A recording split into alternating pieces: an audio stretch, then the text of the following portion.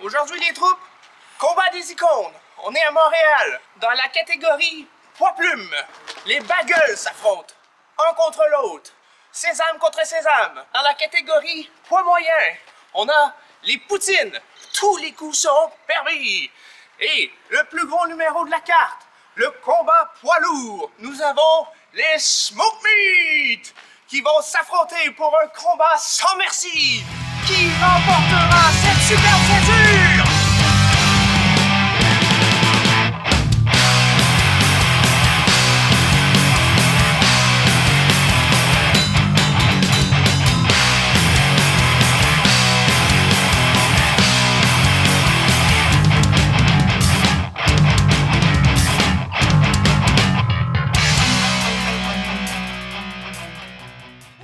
On est chez Tousignan, une adresse qui s'est forgée une forte réputation pour sa poutine et ses hot dogs de qualité dans les dernières années. On les met comme contenders dans le concours de poutine. Qui aura la meilleure? Tousignan, numéro 1. On commence ça comme ça. Bon, premier arrêt, Tousignan. On se lance. On est affamés, ça tombe bien parce qu'on a une grosse journée qui s'annonce. Pommes de terre très sucrées. Sauce brune, classique mais avec un petit coup de barbecue on dirait. Le fromage est bien squitch-squitch. Ah, le fromage est squitch-squitch? Le fromage est squitch-squitch. J'ai hâte d'entendre ça. Ça fait, je sais pas, 2-3 ans, je pense, qu'on avait envie de venir chez Tousignan. Il y a tant quelque chose qui nous arrête, tant quelque chose d'autre qui arrive. Enfin, je vais déguster ce plat, cette poutine merveilleuse. Il y a clairement une petite poudre barbecue dessus. C'est comme un peu spécial. La première fois que je vois ça. Les frites sont incroyables. Ah, c'est de la patate dorée, c'est de la patate de rêve. Ça paraît que c'est des patates rouges. Les patates rouges sont vraiment bonnes pour faire les poutines. Ok, c'est clairement barbecue. C'est marqué sauce brune, là, mais il y a vraiment une épice barbecue mélangée dedans. C'est incroyable. J'avais jamais goûté ça dans une poutine. Ça me charme totalement. On la voit, la petite poudre sur le fromage. Hein? C'est très hot, hein? C'est où que ça s'en va, ça? Dans la bouche à Sébastien. C'est juste extrêmement bien fait, extrêmement goûteux, délicieux, classique, mais avec une petite pointe de magie liée à cette poudre barbecue. Dans le fond, le chef chez Tousignan, ce qu'il voulait faire, c'était un casse-croûte, mais haut de gamme. Avoir des hot dogs de qualité, des burgers avec la viande élevée en pâturage. Tout là-bas est comme ça dans un casse-croûte régulier, mais tout fait avec des ingrédients d'une super qualité et ça se goûte. Et ça se goûte, c'est clairement. Donc, donne-nous une note pour cette magnifique poutine Geneviève. Je dirais que grâce à cette poudre magique barbecue ajoutée sur le dessus, la texture des frites et le goût sucré des pommes de terre, c'était tellement incroyable que je crois que ça va être dans mon top à 9.5. Oh mon Dieu, tu frappes fort, je. Absolument. 9.5. Moi, j'ai trouvé que la poutine était merveilleuse, mais il manquait un petit peu de fromage. Est-ce que tu m'accordes ce point? Mais j'en aurais plus. Donc, à cause de ce petit manque, moi, je vais y aller avec un 9. Est-ce qu'on peut dire que c'est la note qu'on accorde? 9. Il y a un manque de fromage. Je suis d'accord. J'aurais pris davantage de fromage. Tousignan, 9 sur 10. Bataille des icônes. Contender.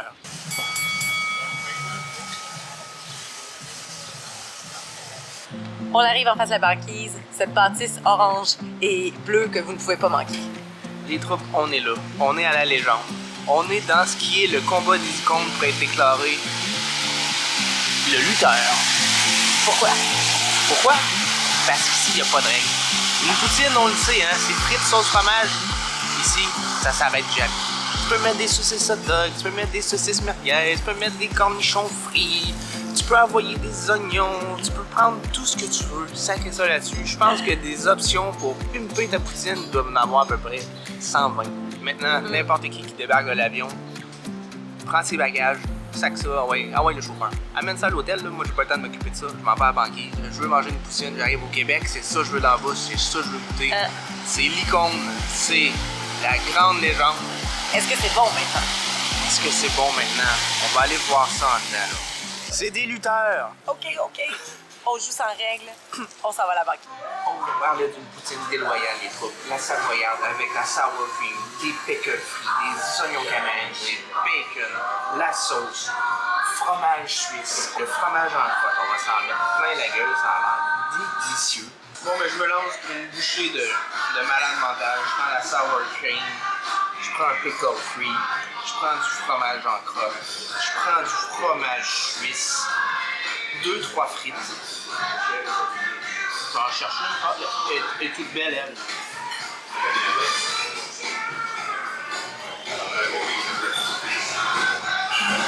On a vraiment un challenge, on a vraiment un combat. Avec le mix de tout ça, c'est une bouchée de rêve, sans blague. Ça, c'est rendre hommage à la patate. À présent, on est franchement repu. Quelle est ta note, Seb? On a été surpris à Banquise. Oui, je m'attendais pas à aimer ça autant. On pensait que le hype était plus fort que le goût. Et on se trompait complètement. Ah. Là. On a Ouais, mangé ouais, une poutine d'une grande qualité. Là. C'était délicieux, sincèrement. Là. J'ai été surprise. Moi qui n'aime pas tant ça avoir autant de stock sur une poutine, je pense que je vais changer mon fusil d'épaule et apprivoiser les toppings variés. Moi, la note, beaucoup plus haute que je pensais, donnée. Ouais. J'y vais avec un 9,5 sur 10. Oh! J'avoue que j'abonde dans ton sens. Je crois que je vais y aller également avec un 9,5. Ouf! Donc, on a une moyenne des deux De 9,5. Il va falloir avoir délibération à la fin de l'épisode, savoir Comment allons-nous départir les deux contenders, sincèrement? Côté poutine, on a un Faut que j'y combat réfléchisse. qui est complètement hallucinant. C'est le stress est à son pinacle. Ah oui, J'ai hâte de voir ça. Quelle sera la poutine qui remportera le combat des icônes?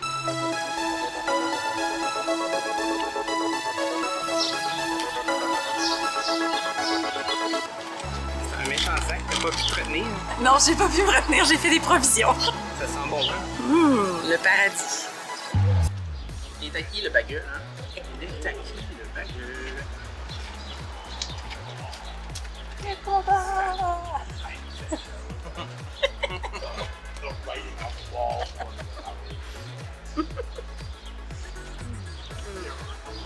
Le goût parfait. Texture incroyable. S'ils sont bons les baguettes, c'est bien. Maudit que je les aime. Ah, regarde, ça, c'est tellement magnifique. Le sésame, hein? Une pluie. Bien toasté. C'est la chewiness parfaite d'un bagel. Quand on va à l'épicerie, c'est pas ça qu'on peut retrouver ces tablettes. Vous n'aurez jamais le produit authentique qu'on peut avoir ici au Saint-Viateur Bagel. C'est vraiment un autre monde, c'est une autre qualité.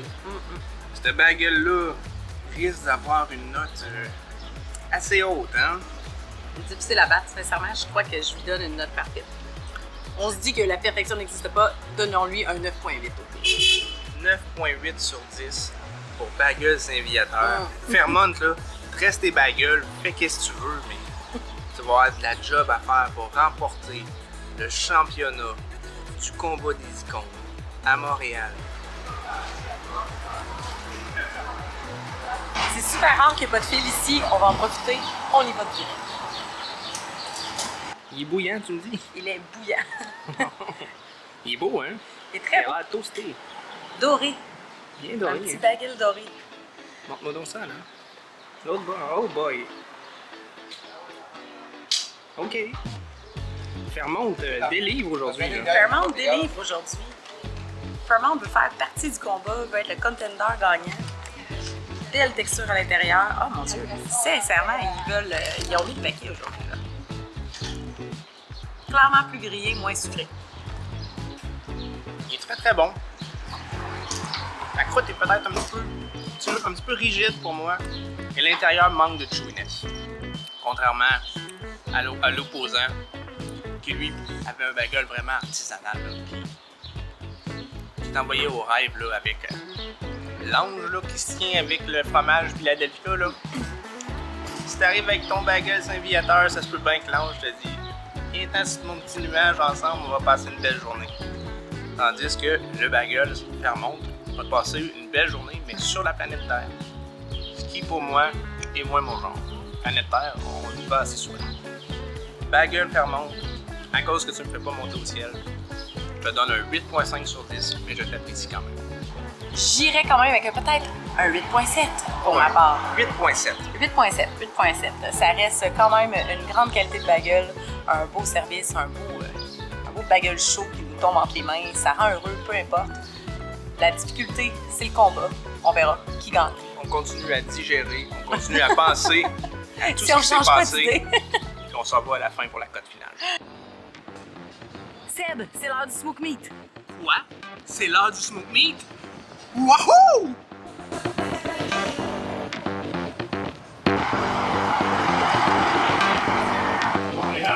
Ça y est, on va dans les grosses icônes. On est chez Schwartz. La légende, depuis 1928.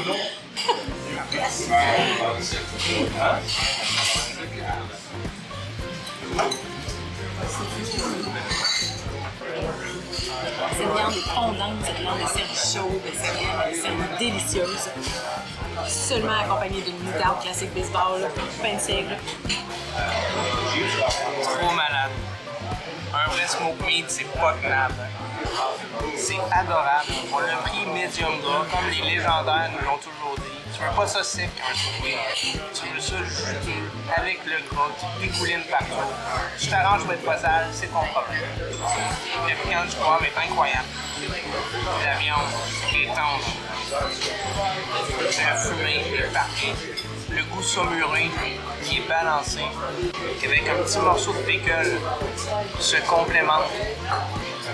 C'est bon, c'est génial. Ça, c'est un edge de malade. Loadé d'épices, de poivre, croustillant un petit peu, tendre et juteux. Du bonheur. Le classicisme de ces genres d'établissements-là ne pourra jamais se démoder. C'est incroyable. Vous allez venir ici en 2070 avec des chars pas de gaz, peut-être en fusée. Mais vous allez triper la même affaire et vous allez pouvoir tomber dans le même instant qu'on vous présente. On se sent en 1928. Alors maintenant, on est rendu au résultat final. Quelle est ta cote, Sébastien? Les smoke meat de chez Schwartz, c'était délicieux. C'était de la bombe. Pour Ça moi, frôle la perfection. ça frôle la perfection. Pour moi, quand je nageais dans la viande fumée, j'ai pensé que j'étais pas loin de la perfection. C'est sûr. Je vais être obligé de donner un 9.8 sur 10. Ouh, OK, ça joue sérieux, ça joue sérieux. J'avoue que j'y allais pour un 9.5. Je ne sais pas où sont passés les 0.5 points. Justement, je me disais que je pouvais pas donner un 10. On a dit 9.8, on a dit 9.5. Je pense qu'on s'accorde 9.6 Consensus, 9.6. pour Schwartz. Ça va être un travail colossal pour l'adversaire.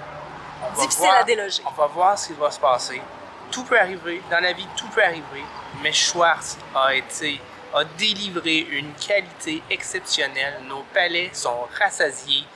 Notre vie est plus magnifique qu'avant d'être entré là-dedans. J'ai adoré. Smoke meat chez Schwartz.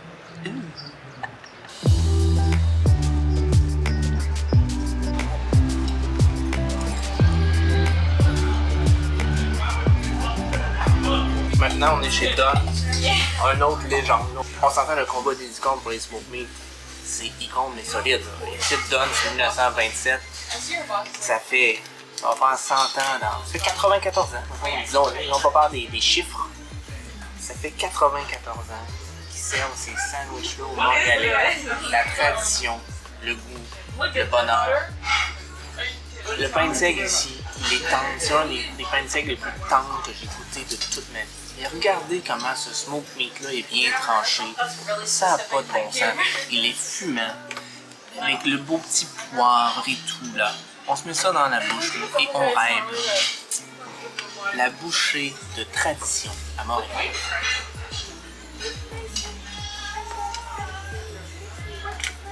C'est tellement bon, ce smoke meat.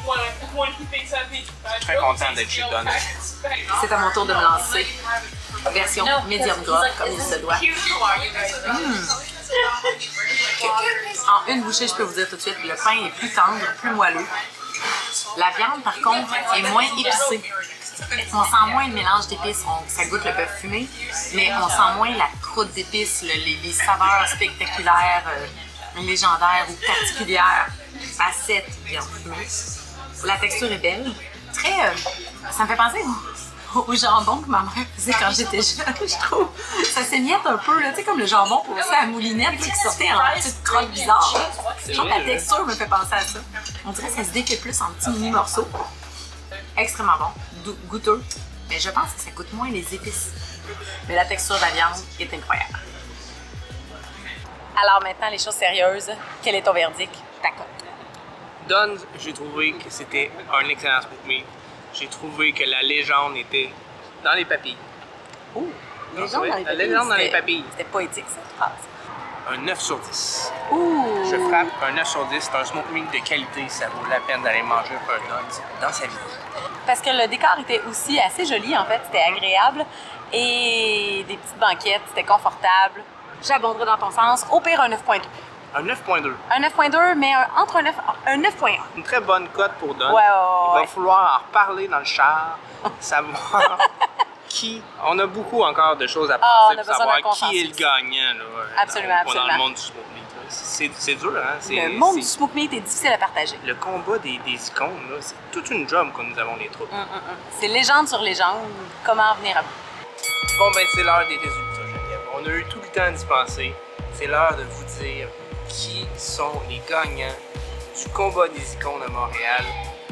Bagel, smoke meat, poutine, c'est où aller pour le meilleur ambiance.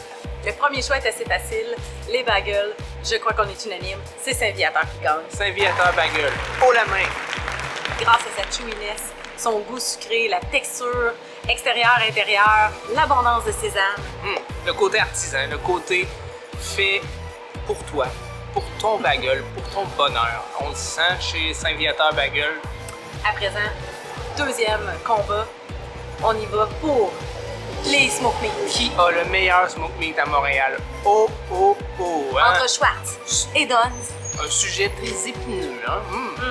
Et finalement, c'est Schwartz qui gagne grâce à ses épices magiques, la texture incroyable de sa viande, plus grasse et l'ensemble de son œuvre, une ambiance rétro. Ouais.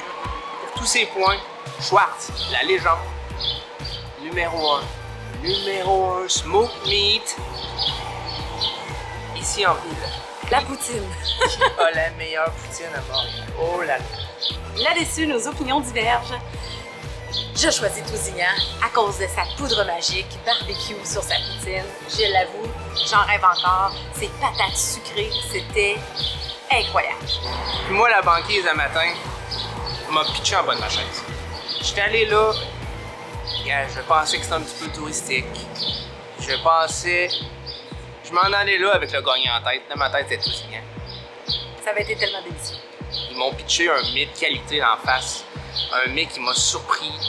Quelque chose qui a changé mon opinion de la poutine à une certaine limite. Du fait qu'on le sait, là, nous autres, on est traditionnels. Ben, gars, les pickles frits, le bacon, les oignons, c'était bon. C'était à se lécher les doigts.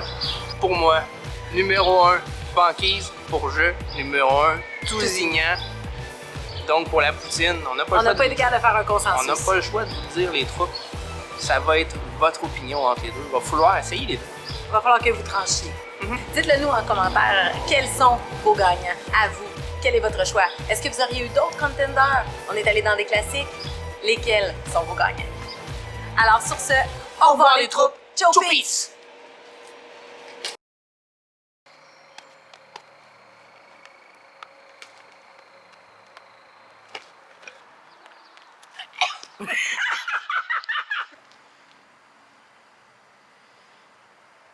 Attends là.